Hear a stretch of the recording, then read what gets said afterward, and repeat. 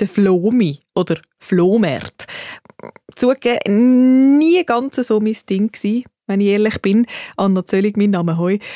Wobei, wenn ich mir jetzt so überlege, so alte Sachen, die alle ihre eigene Geschichte haben, eine Postkarte, die irgendjemand mal verschickt hat, oder ein Lederkoffer, der schon die ganze Welt bereist hat, oder Schmuck, wo schon andere Menschen angehabt haben, eine alte Teetasse, was auch immer.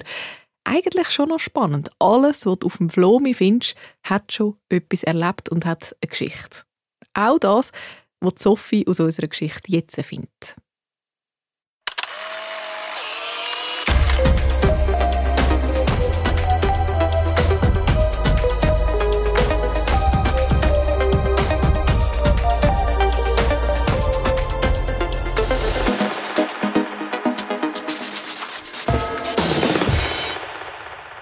Es läutet. Ich komme! Sophie versucht gerade eine winzig kleine Schraube mit dem Fingernagel in ein genauso winzig kleines Gewinde hineinzudrehen. Es läutet nochmal. Moment! Ach, Kopf! Und dann läutet es gerade zum 3. Mal. Ja, ich komme! Endlich ist die Schraube drin und Sophie macht die Tür auf. Vor der Tür steht der Leo. Hast du schon gedacht, du machst gar nie auf? Ja, ich konnte nicht können, sonst wäre sie mir wieder rausgefallen. Rausgefallen? Ja, komm rein, es liegt auf meinem Pult. Sophie hebt die Türen auf, der Leo kommt rein und geht ins Zimmer. Sophie holt eine Flasche Eistee und 2 Gläser. Was ist? Der Leo steht wie angewurzelt vor der Tür und starrt ins Zimmer. Der Sophie ihr Zimmer sieht aus, wie es eben immer aussieht. Als hätte eine Bombe eingeschlagen. Oder als hätte jemand den Kleiderschrank, das Büchergestell und noch dazu den Teekhaus geleert und alles mit einer grossen Kelle verrührt. Sophie steigt wie nichts über alles rein und stellt die Flaschen und Gläser auf dem Büchergestell ab. Der Leo steuert auf die Zehenspitze aufs Pult zu. Er nimmt einen Socken, einen Wasserfarbkasten und ein Skateboard vom Stuhl und stellt alles auf den Tisch, der schon total überladen ist. Hey, pass auf, du bringst alles durcheinander. Sophie hebt beide Hände über die Kamera. Schau! Sophie nimmt die Hände wieder weg und strahlt. Eine alte Kamera. Ja und? Hast du die Mathe-Aufzüge schon fertig? Ja, kannst abschreiben. Aber jetzt schau doch mal. Sophie zeigt auf die Kamera. Das ist eine Sofortkamera, eine Polaroid-Kamera. Das war mal voll in Mode. Hey, die habe ich heute Morgen im Sperrgut gefunden. Dazu noch eine nickel-nagelneue Kassette mit 7 Aufnahmen. Alles zusammen war in einer total verstaubten Kartonschachtel. Ich habe die Kamera geputzt, die Batterien ausgewechselt und jetzt muss ich nur noch den Deckel da drauf schrauben. Fertig!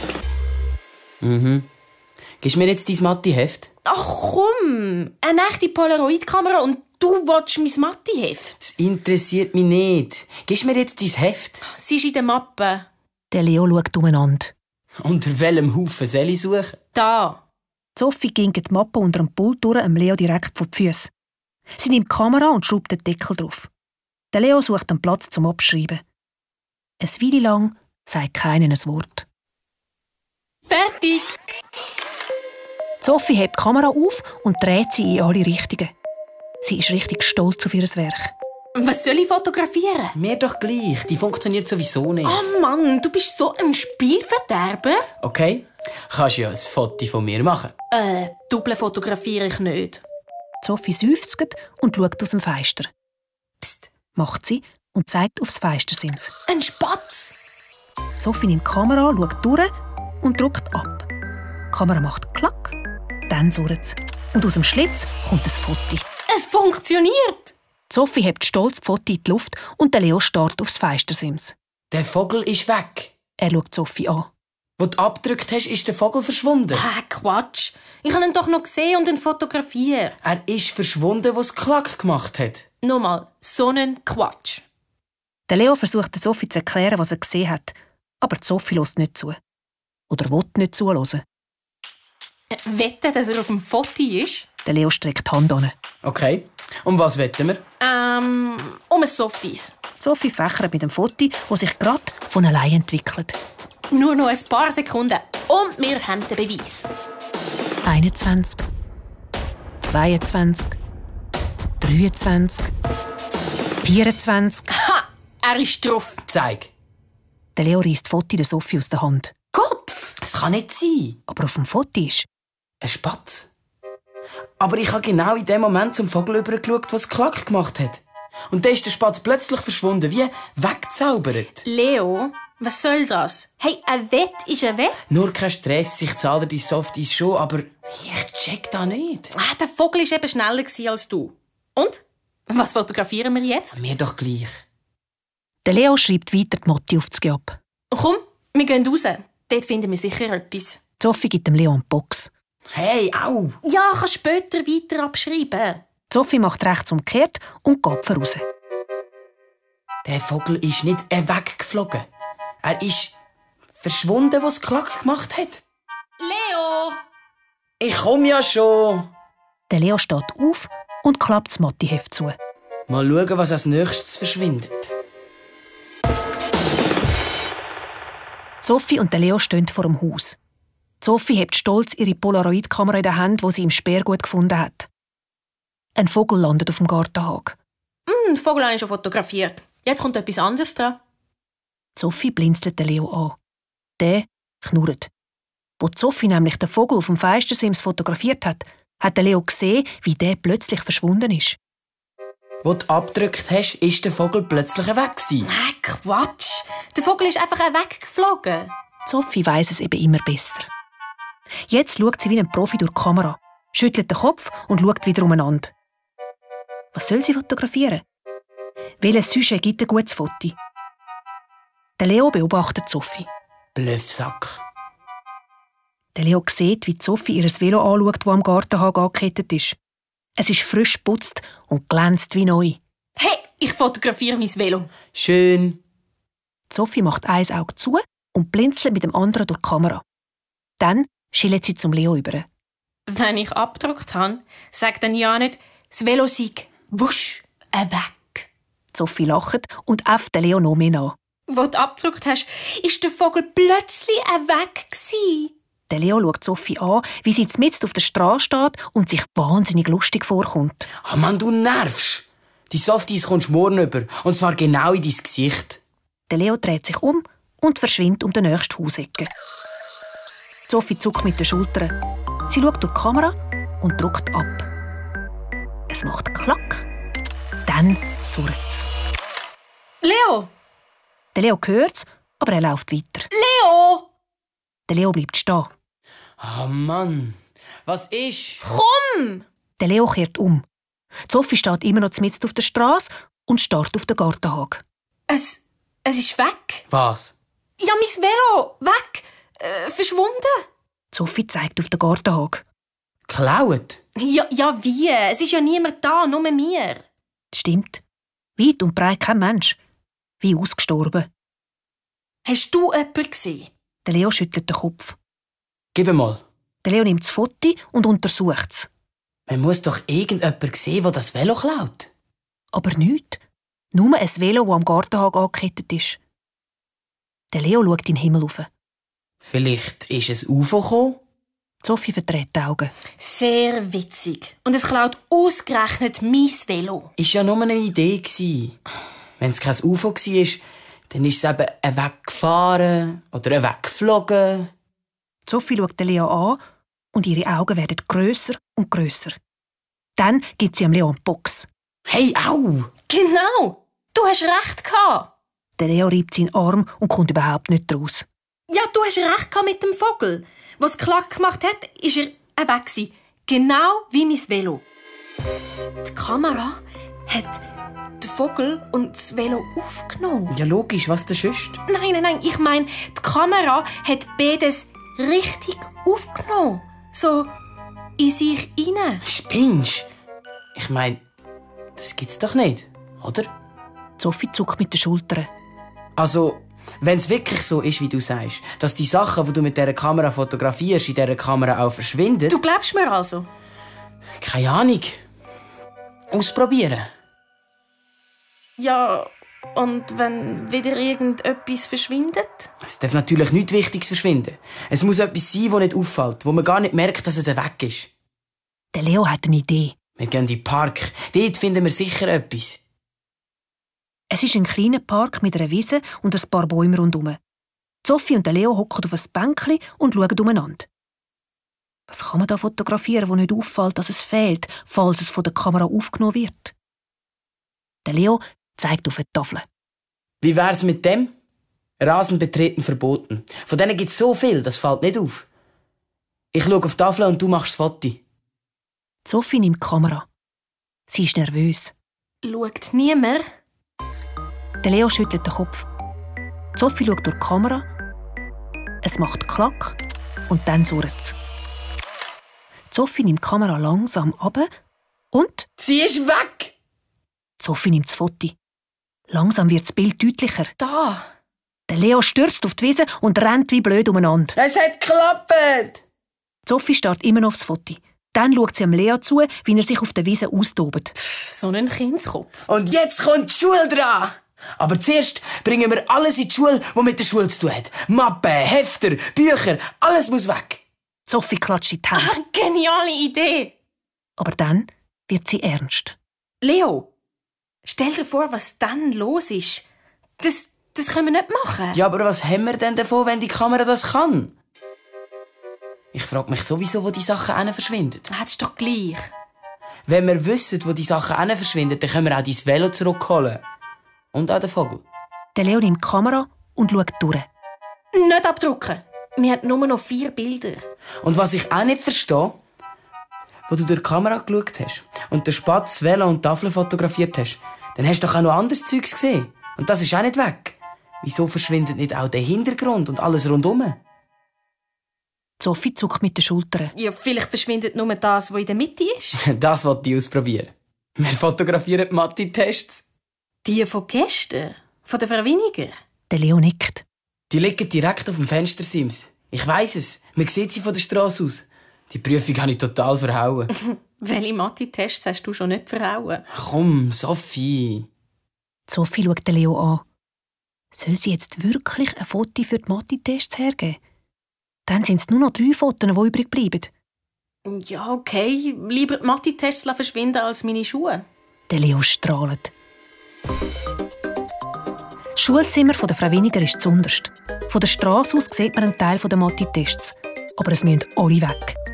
Der Leo schaut umeinander und als er sieht, dass niemand herum ist, klettert er auf einen Baum, nimmt die Kamera, schaut, dass er alle Hefte schön in der Mitte hat und drückt ab. Die Kamera macht Klack und dann surrt es. Es hat geklappt. Alle Tests sind verschwunden. Mann, so cool. Der Leo klettert vom Baum, nimmt die Fotos, fächert damit umeinander und wartet, bis sich die Fotos von allein entwickelt. Er hebt das Foto der Sophie unter die Nase. Ta ta ta ta.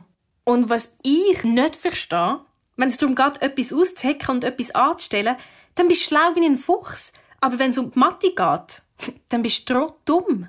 Der Leo grinset. Sophie winkt mit der Hand. Jetzt müssen wir aufpassen, dass uns niemand verdächtigt. Gib mir die Fotos. Was willst du damit? Verreissen! Beweismaterial muss vernichtet werden. Wenn das Foto jemand sieht, dann kommen wir dran. Quatsch. Auf dem Foto sieht man ja nur alle Tests. Wir sind nicht drauf. Egal. Sophie nimmt die Fotos und verreisst sie. Ein Teil davon rührt sie in einen Güsselkübel, den Rest steckt sie in ihre Jackentasche. Was machst du mit dem Rest? Ist das kein Beweismaterial? Ich verteile alles in verschiedene Kübel. Sicher ist sicher. Du spinnst. Selber? Aber du übertreibst. Hey, ich übertreibe gar nicht. Ich will einfach keinen Stress. Sophie geht zu einem anderen Kübel und rührt ein paar Fotifötzel rein. Der Leo bleibt stehen und schaut ihr zu. Du spinnst. Sophie dreht sich um. Sag das nochmal. Du spinnst zum 3. Mal. Leo? Sophie kneift ihre Augen zusammen. Du weißt, was ich mit der Kamera mache, wenn du es zum 4. Mal sagst. Ah ja. Der Leo grinset. Ich mach's. Sophie hebt die Kamera auf. Machst nicht. Und wenn doch? Traust ja nicht. Sicher schon. Sophie nimmt die Kamera vors Auge. Aber du verwirrst mich nicht. Der Leo gumpelt vor der Kamera auf und ab, hinter und vorne. Sophie hat keine Chance. Dann rennt der Leo um eine Plakatsäule herum. Sophie schleicht zu der Säule an und wartet auf den Leo. Er kommt um die Säule herum und... Ha! Hadi! Wie im Wilden Westen hebt der Leo langsam die Hände auf und sagt mit einer tiefen Stimme: Okay, Sheriff. Das Mal sind sie schneller gewesen. Aber das nächste Mal komme ich mit der ganzen Bande. Sophie verklemmt das Lachen und spielt mit. Es gibt kein nächstes Mal, Matti Leo. Wenn der Sheriff Schnellschuss abdruckt, dann hast du fertig gelacht. Der Leo spielt jetzt den Verzweifelten, knüllt auf den Boden und wimmert um Gnade. «Oh, sorry», sagt plötzlich ein Mann, der in die Sophie hineinläuft. Die Kamera macht «Klack», dann surrt es. Nein! Der Mann bleibt stehen und dreht sich um. Der Sophie wird es heiß und kalt. Wie angewurzelt bleibt sie auf dem Trottoir stehen und starrt auf die Stelle, wo der Leo als Matti-Leo vorher gestanden ist. Sie haben den Leo aufgenommen. Der Leo ist verschwunden. Der Mann starrt Sophie an. «Er hat doch gar nichts gemacht», sagt er. Ah, doch! Sie haben mich geschupft und dabei ist der Leo aufgenommen worden. Er ist weg. Sophie fängt an zu brüllen. Der Mann schaut Sophie besorgt an und fragt ganz vorsichtig, ob es ihr gut gehe. Sie sei ja kreideweiss. Ah, ja, klar bin ich kreideweiss. Das wären sie auch, wenn jemand ihren Freund hat verschwinden. Der Mann kommt überhaupt nicht raus. Er sagt Sophie ein bisschen ungeduldig, sie soll ihm bitte erklären, was los ist. Er ist nämlich brisant. Sophie nimmt Foto. Da. Das ist der Leo. Und den haben sie verschwinden. Auf dem Foto sieht man den Leo, wie er auf dem Boden knündelt und um Gnade bettelt. Der Mann schaut die Foto an, dann schaut er Sophie an, dann die Plakatsäule und wieder die Foto. Er schüttelt den Kopf und geht. Hey, was soll ich jetzt machen? Plötzlich steht die Mathe-Lehrerin, Frau Winiger, vor der Sophie und fragt, ob sie jemanden suche. Ja, der Leo. Wir haben uns hier getroffen und plötzlich war er weg. Frau Winiger lacht und sagt, der Leo tauche dann schon wieder auf. Heute ging alles ein bisschen drunter und drüber. Sachen verschwinden und tauchen plötzlich wieder auf. Sophie staunet nicht schlecht, wo Frau Winiger ihr erzählt, dass die Mathe-Prüfungen plötzlich vom Feistersims verschwunden sind. Sie hat überall gesucht und dann sind sie auf einmal wieder auf dem Feistersims gelegen. Sie hat halt Tomaten auf den Augen gehabt, sagt Frau Winiger und lacht. Die Tests sind also wieder da. Ja, aber dann taucht der Leo auch wieder auf. Sophie macht rechtsumgekehrt, rennt los und lässt Frau Winiger einfach stehen. Sophie rennt zum Park. Sie will schauen, ob die Tafel wieder auftaucht ist. Aber auf der Wiese steht weit und breit keine «Rasen betreten verboten» Tafel. Sophie rennt heim. Vielleicht ist ihr Velo wieder da. Nicht. Weit und breit kein Velo. Wütig rennt Sophie in ihr Zimmer und geht auf ihr Bett und gäusset ins Küsse rein. Sie haut mit den Füßen auf die Matratze ein. Was soll sie jetzt machen? Sie steht auf und läutet dem Leo an. Vielleicht ist er ja daheim. Aber nicht. Sie starrt auf die Kamera. Warum habe ich das blöde Ding finden? Warum muss es so etwas Blödes wie ein Sperrgut geben? Und warum muss ich dort immer rumwühlen und Sachen mit heimnehmen? Jetzt ist ihr Velo weg, eine Tafel und ein Vogel. Die Kamera hat alles verschwinden. Auch der Leo. Was soll sie den Eltern sagen? Der Leo ist doch ihr Freund, den kann sie doch nicht einfach so vergessen. Oh, Leo. Leo, hilf mir, was soll ich machen? Sophie geht wieder voraus. Sie muss etwas machen. Aber was? Sie läuft einfach umeinander, schaut gar nicht wodurch und tätscht prompt in die Scheibe von einem Bushäuschen. Ach, Kopf! Sophie schaut hässig in die Scheibe. Dort sieht sie sich selber hässig zurückstarren. Und plötzlich hat sie eine Idee. Leo, ich komme! Sie rennt los. Sie rennt ins nächste Kleidergeschäft und sucht einen Spiegel. Sie findet einen, stellt sich davor und nimmt die Kamera. Sophie schaut, ob jemand rum ist. Nein, es ist niemand rum. Also gut, ich probier's. Sophie blinzelt durch die Kamera, schaut, dass sie schön in der Mitte ist, holt tief Luft und drückt ab. Die Kamera macht Klack. Dann surrt's. Was? Ich bin ja immer noch da. Sophie schaut die Fotos an, die sich von allein entwickelt. Oh je, es hat nicht geklappt. Aber ich bin doch in der Mitte gsi. Sophie schaut in den Spiegel und dort ist nichts. Das heisst, dort ist keine Sophie, aber ein Mann, der sich mit einem neuen Job im Spiegel anschaut. Hey! Protestiert Sophie. Aber der Mann reagiert nicht. Sophie will ihm einen Schupf geben, haut aber ins Leere. Wow, es hat also doch geklappt. Sophie ist unsichtbar. Sie kann durch alles durchlaufen. Durch Gestell, Menschen und durch die Wände. Wahnsinn! Ich bin durchsichtig. Dann rennt sie los. Sie rennt durch die Strassen, durch die Autos und Häuser. Und es passiert ihr nichts. Jetzt muss sie den Leo finden. Aber zuerst wollte ich schauen, ob die Straßenbetreten verboten Tafel wieder um ist. Die steht auf der Wiese, dort, wo sie immer gestanden ist. Die Kinder rennen umeinander, aber sie stürcheln nicht über die Tafel. Sophie rennt über die Wiese und geht voll über die Tafel rein. Ah, Kopf! Es tut mega weh. Sophie reibt sich ihr Skibein. Ah, so blöd. Aber logisch. Nur ich sehe und spüre die Tafel. Für alle anderen ist sie durchsichtig. Sophie steht auf und humpelt weiter. Von weitem sieht sie Plakatsäulen und ruft Leo! Und da, Leo! neben den Plakatsäulen, steht tatsächlich, cool und lässig, der Leo. Hast aber lang gebraucht. Oh, wenn du wüsstest, was ich durchgemacht habe. Ich weiss. Was? Wieso? Ich bin die ganze Zeit bei dir. Also, fast die ganze Zeit. Ich habe ständig versucht, mich irgendwie bemerkbar zu machen. Aber keine Chance. Das ist so ein blödes Gefühl. Du weisst ganz genau, dass du da bist, aber ausser dir weiss das niemand. Ich habe gesehen, wie du weniger gekommen ist, wie du die Heime rumgebrüllt hast. Aber dann habe ich dich verloren. Ich wollte eine Abkürzung nehmen, aber du hast einen anderen Weg genommen. Und dann habe ich gedacht, ich komme nie mehr zurück in die richtige Welt. Der Leo schluckt leer. Er hat wirklich gemeint, er bleibe für immer in dieser eigenartigen Zwischenwelt. Aber dann habe ich es gewusst. Sophie schafft das. Sie wird checken, dass sie sich selber fotografieren muss und dann wird sie zu den Säulen kommen.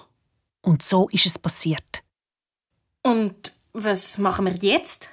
Sophie hat Angst. Ein bisschen. Bleiben sie jetzt in dieser komischen Welt? Du hast es ja selber gesagt. Manchmal bin ich schlau wie ein Fuchs. Komm, ich zeig dir etwas. Sophie und der Leo stehen vor dem Schulhaus. Der Leo nimmt Sophie an der Hand und zusammen laufen sie ins Schulhaus hinein. Sie laufen einfach durch die Wände ins Klassenzimmer von der Frau Winiger. Ah, so ein Mist! Der Leo geht auf die Matheprüfungen zu und zeigt aufs oberste Blatt. Gerade mein Test liegt zuoberst und ich kann ihn nicht nehmen. Sophie will den Test anlangen, aber ihre Finger greifen ins Leere. Vergiss es. Wir können hier nichts anlängen, auflesen, heben oder wegrühren. Nichts. So genial. Wir könnten im Zirkus auftreten. Nur man sieht uns niemand. Hast du es immer noch nicht begriffen? Die Frau Winiger hat nur gesagt, dass plötzlich die Tests wieder da sind. Genau. Alles, was wir fotografiert haben, können wir in dieser unsichtbaren Welt anlängen. Dein Velo, die Tafel, du mich, ich dich. Nur die Mathe-Tests nicht. Aber die haben wir ja auch fotografiert. Sie sind auch weg. Aber dann habe ich sie verrissen. Alles klar. Jetzt ist 20 Kate. Der Leo schlägt mit der flachen Hand auf den Tisch, aber man hört nichts und seine Hand rutscht einfach durch. Sophie schlägt mit ihrer Hand auf ihre Stirn und das macht Klatsch. Sie nimmt die restlichen Schnipsel vom Mathe-Testfoto aus ihrer Jackentasche. Die Tests sind so lange weg, wie das Foto ganz war. Als ich das Foto verrissen habe, sind sie wieder vorgekommen. Hast du die anderen Fotos dabei? Sophie nickt und holt sie aus der Jackentasche. Der Leo schnauft erleichtert auf. Ah, dann kommen wir jetzt wieder in die richtige Welt. Los, verreiss mein Foto. Da, im Schulzimmer? Hey, sicher nicht. Dann kommt noch die Frau Winiger und fragt, warum wir im Schulzimmer sind und vor allem, wie wir da reingekommen sind. Ich habe eine bessere Idee. Sophie grinset. Wir bleiben, wie wir sind und schauen, was passiert, wenn wir alles andere wieder zurückholen. Genial! Zuerst gehen sie im Park. Dort spielen immer noch Kinder auf der Wiese. Soll ich? Der Leo nickt und Sophie verreist die Fotos von der Tafel. Für Sophie und den Leo verändert sich nichts. Die Tafel steht immer noch mitten auf der Wiese. Aber plötzlich stürchelt ein Bub über die Tafel. Der Bub reibt sich Skibein, starrt auf die Tafel und schimpft laut. Okay, die Tafel ist wieder da. Jetzt dein Velo. Sophie und der Leo rennen durch die Strassen, durch die Leute, durch die Häuser. Einfach durch alles durch. Dort, dein Velo. Ruft der Leo schon von weitem. Es ist immer noch am Gartenhag angekettet. Sophie holt die Fotos vor. Wie merken wir, dass es wieder da ist? Ich meine, für uns ist es ja da. Jetzt können wir es anlängen. Und der Leo macht's. Und wenn es wieder da ist, dann nicht mehr. Sophie nickt. Sie nimmt Fotos, schaut umeinander. Die Luft ist rein. Sophie holt tief Luft und verreist das Foto.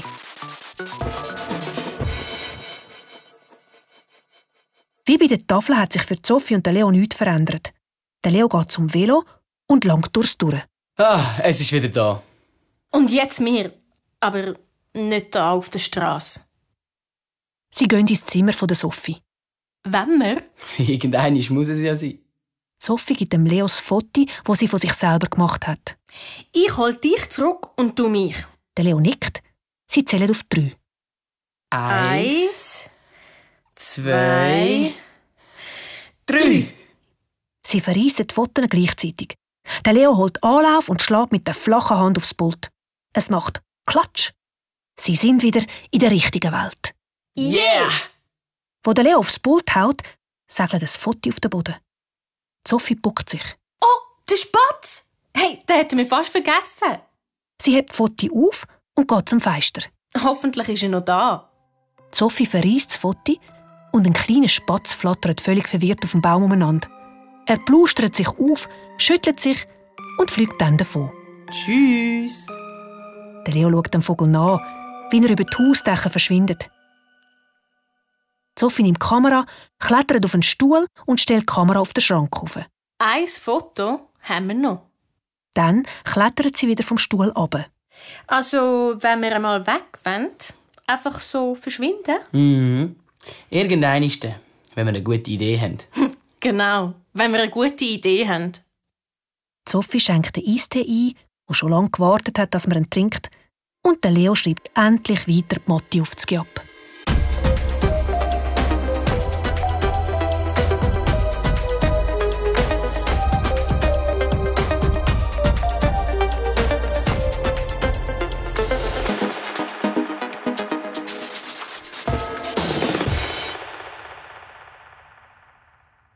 Noch ein Föteli bleibt. Wohin würdest du da verschwinden? Ich würde ja in SRF Kids Hörspiel-Podcast verschwinden. Jawohl, da gibt es noch mehr so tolle Geschichten. Oder auch auf srfkids.ch, da findest du ganz viele Abenteuer. Bis bald von mir, Anna Zöllig.